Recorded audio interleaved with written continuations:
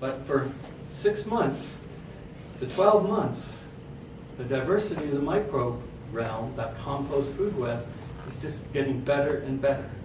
And 6 to 12 months suits with when I want to apply compost, because it's going to be tied to what's going on with the root system of the tree.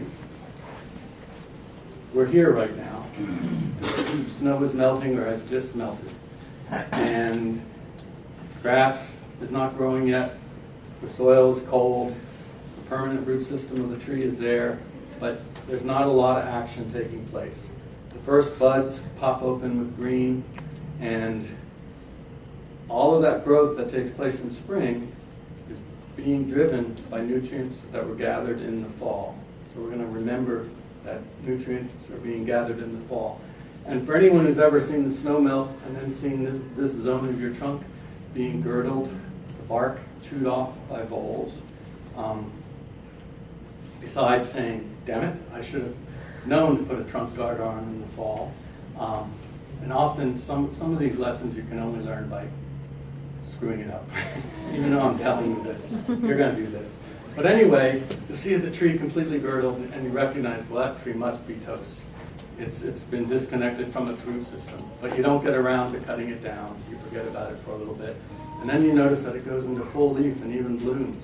And at that point, you're thinking, I don't know why me, but somehow I've been selected for immaculate conception. So my tree is going to live. But then by mid-late June, it dies because it was disconnected. But it could do that because the nutrients were already up there. We go into pink, where the apple blossom is just starting to show color. And during this phase, you'll see that not only are leaves coming out, but shoots are elongating. And there may be 4 to 6 inches of elongation. The tree, at that point, is investing its carbon sugars in extension of growth. Down below, it's still a sleepy place. Feeder roots are just starting to think about emerging. And mycorrhizal fungi are there, but there's not a lot of nutrient uptake taking place at this point. We go into bloom time and come out on the far side, and fruits are setting. At this point, if you watch those shoots that have been growing in the first month or so of this going into bloom, they stop growing because the tree now, at fruit set, directs all its carbon sugars down into the soil, into the root zone where feeder roots, and this is what I call the spring feeder root flush, are reaching out to get nutrients, which are going to do 2 things. 1, grow this year's fruit crop, and 2, in the case of pome fruits, by which I mean apple and pear, initiate the formation of the meristem cells that are going to become next year's blossoms.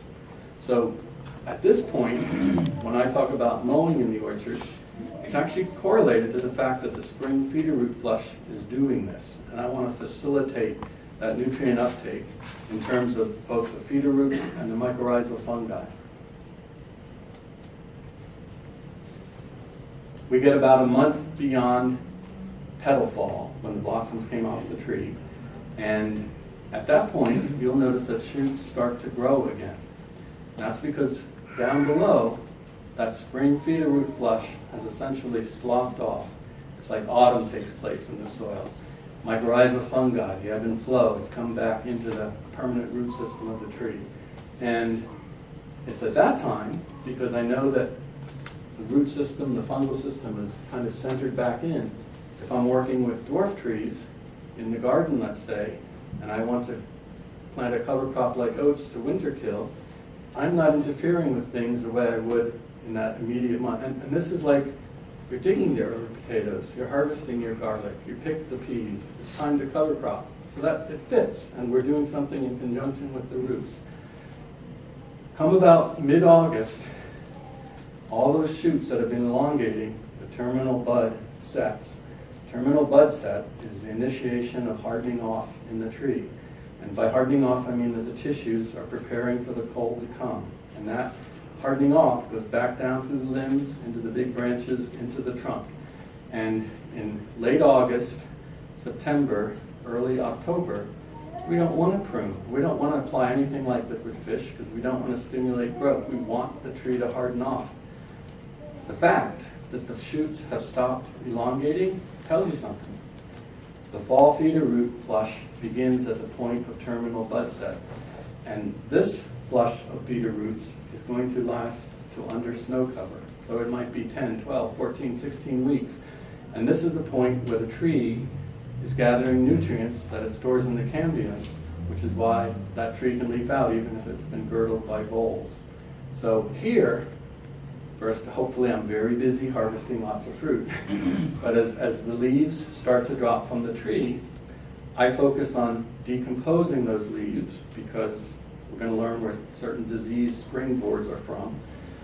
This is when I spread compost with those soil condiments, being those soil amendments I put back into the pile in August, because that's the fall feeder root flush doing its thing. And I'm getting that calcium into the tree. I don't need to apply 500 pounds of gypsum. I get that same virtue out of 50 pounds because I'm applying it through the biology.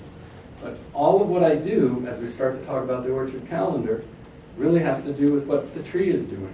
It's not my lead, the tree is leading me.